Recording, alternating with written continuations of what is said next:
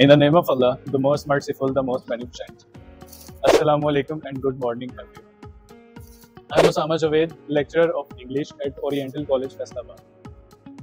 बच्चों के प्रॉब्लम्स और उनकी परफॉर्मेंस को लेकर कोलैबोरेटिव एफर्ट्स की ज़रूरत होती है, जिसमें टीचर्स और पेरेंट्स आपस में कोऑर्डिनेट करते हैं सो दैट के प्रॉब्लम्स को सॉल्व किया जाए and the oceans are well aware of it.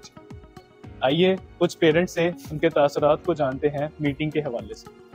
Sir, आप मीटिंग के तासुरात और अपने बच्चे की परफॉर्मेंस के बारे में बताइएगा ज़रा. मीटिंग बहुत अच्छी है जी. बहुत कॉम्प्रोमाइज़ कर रहे हैं टीचर्स. जी सर. लेकिन बच्चा जो पहले से ना माशाल्लाह अप्रूवमेंट हुई है. माशाल्लाह कॉलेज का अच्छा रिजल्ट जा रहा है और टीचर की परफॉर्मेंस भी अच्छी है. जी सर, आप मीटिंग से सारी चीज़ें मुतमिन हैं? बिल्कुल मुतमिन है और बहुत अच्छी हो रही मीटिंग. जी मैम, आप मीटिंग के तासुरात के हवाले से हमें आगाह कीजिएगा.